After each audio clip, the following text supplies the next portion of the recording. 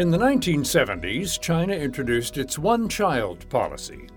The policy followed a two-child policy, and since 2016, it has been followed by another two-child policy. While these policies are familiar to Americans on a surface level, we may not all understand the nuances of what these policies have meant for Chinese citizens, and yes, how Chinese policy has affected us here in America. One person who does understand those issues is veteran journalist and now author Vanessa Hua. Hua's novel, A River of Stars, uses fiction to deal with the reality facing many pregnant women in China. It's a policy that first began in 1979 as part of China's efforts to limit births and in turn created a generation, and coupled with that, there's a strong cultural preference for boys. And so if a family had a daughter, in some cases, or through sex selection tests, they might decide to put the child up for adoption. So that's one way the policy sort of rippled across the ocean to the United States, which welcomed these baby girls with open arms. But it also led to a generation of families who had to do what they could to bend the rules in order to have reproductive freedom. So in some cases, that might lead to people giving birth overseas or going overseas to have IVF so they can get two kids, in one shot. While the American practice of adopting these Chinese daughters is nothing new, Hua says she recently heard of a development that ultimately inspired her novel. I was living in Southern California while I was pregnant with my twin sons, and I began hearing about these maternity centers, these maternity hotels. They were just suburban homes that had been remodeled to fit in like a dozen pregnant women. And neighbors were complaining, why were all these pregnant women coming and going week after week? It sounded like a brothel in reverse. And so I looked into it more, and it was intriguing to hear about how these women were coming here to give birth. And I thought about what was it like to be away from home on the most vulnerable time in your life, but also what was it like to be among so many other pregnant women. Given that I was pregnant with twins, I was hugely pregnant, and people were very kind to me. They'd say like, oh, come to the front of the line or take the seat. But if you have a whole group of them, who gets the sympathy, who gets the good wishes, who gets to be the queen bee? And so I thought it seemed like a situation ripe for drama, but also ripe for comedy. Though it has comedy throughout, Hua's novel also gets to the real heart of putting yourself in the shoes of one of these young mothers-to-be, desperate to do anything for their unborn child. I'm the daughter of Chinese immigrants myself, and I've long been aware of the sacrifices that are made to come to a new land, leaving behind language, culture, family, everything, and sort of how to understand the rituals and ways of being in this country alongside with just trying to make a living economically, or just trying to understand how do you find a place to live or some kind of work, or just things that are totally unfamiliar in this country, and figuring that out while at the same time being a new mother. And in some ways, people have asked, is motherhood like moving to another country? And in a way it is. You're passing from one state to another, and again, you have all these things that you're learning about yourself, as my character is faced with moving to a new country and becoming a mother at the same time. Hua says she was attracted to the idea of writing a novel about some of these modern wrinkles that have changed the immigrant experience drastically. Our origin myth is that we are a nation of immigrants, so it feels historical. And yet, I would argue that immigration, the story is as new as the latest arrival SFO. And so there is coming in today. So when I walk in immigrant enclaves, often they may be working class, but there is also a sense of vitality, right? There's a sense of thriving and of trying to go from this jumping off point and to build a life in this country for themselves and for their children. But just in terms of the modern immigrant experience, I was just thinking about this. It used to be like, say, for example, something like Ellis Island or even Angel Island out in the U.S. Once you came, you stayed, it was like you might have dreamed of returning to the homeland for a visit, but it was more difficult. Travel was expensive, or the trip might only go in one, you immigrated and that was it. But now with the internet and ease of travel and changing diplomatic relations between countries, you can go back and forth. And I think both countries can enrich each other through this investment, that you bring knowledge or investment from here. There's a chance for sort of like, you don't have to necessarily leave everything behind.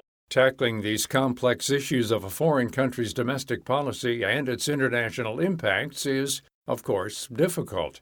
Hua says she drew heavily on her experiences as a professional writer. My 2 decades as a journalist has informed my fiction as well, writing about the Chinese American community and about the diaspora. I've done reporting from China and the villages and in the factories, and I've heard the stories of women who have just undergone so much social and economic change within their lifetime. And so that's something also reflected in my main character, Scarlett, and the stories of other women in the book. Of course, the book is also about becoming a mother.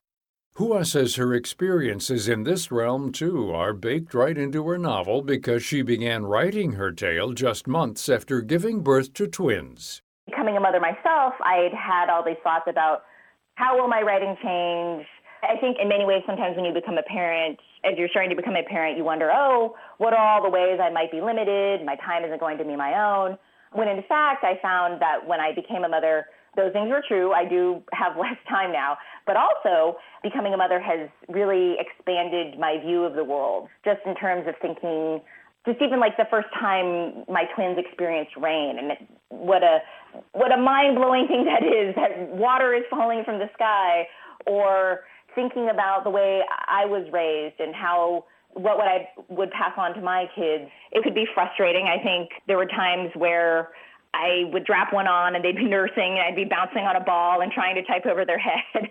And sometimes I'd feel guilty the times when we had help, a sitter or something. I might be writing an essay about them or working on a book about parenthood, but yet I was away from them, so that sometimes felt difficult. In the end, though, Hua has this finished novel, and she hopes her book can join a chorus of other Chinese American and Asian American writers telling diverse stories in novels like Celeste Ng's Little Fires Everywhere or Kevin Kwan's Crazy Rich Asian series. I think there is an interest, an acknowledgement that there is a changing world, and given that literature does such a wonderful job of fostering empathy, I think people are turning to these books as a way not only to be entertained and compelled and deeply moved, but also as a way of understanding the world. And so I think that we're seeing all these Chinese American books coming out, Asian American books coming out, because we're coming of age. Vanessa Hua's novel, A River of Stars, is available now. For information on all of our guests, visit our site at viewpointsonline.net. You can find us on Twitter at Viewpoints Radio. To hear our full archive of full episodes, you can search Viewpoints on Stitcher or Apple Podcasts. I'm Gary Price.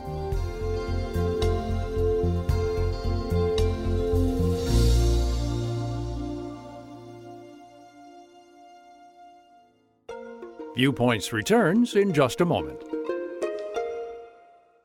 Individuals and businesses with tax problems, listen carefully. Do you feel like you're losing control of your finances? If you owe over $10,000 in back taxes or have unfiled tax returns, we can help you take back control. The IRS is the largest and most aggressive collection agency in the world, and they can seize your bank accounts, garnish your paycheck, close your business, and file criminal charges. Take control of your tax problem now by calling the experts at U.S. Tax Shield and take advantage of the Fresh Start program and new laws that may allow us to negotiate a settlement for the lowest amount possible. Our team of tax attorneys and enrolled agents can stop collections and get you protected so you can take control of your financial future. U.S. Tax Shield offers a price protection guaranteed quote to get you protected today. U.S. Tax Shield is A+ rated with the Better Business Bureau, so call now. 800-568-1647. That's 800-568-1647. U.S. Tax Shield. 800-568-1647.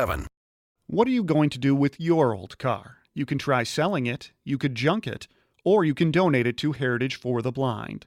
Your car will be towed away for free and your donation is tax deductible. Just call 1-800-835-1478. Heritage for the Blind accepts cars, vans, trucks, and boats.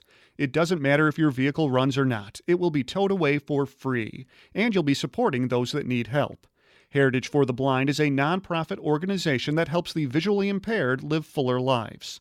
Call right now to donate your car, and as a special thank you, you'll receive a free 3-day vacation voucher to over 50 locations. Call Heritage for the Blind right now. Call 1-800-835-1478. Donating is easy, and your vehicle is towed away for free. Plus, you'll get a free vacation voucher for donating. Call now, 1-800-835-1478. That's 1-800-835-1478.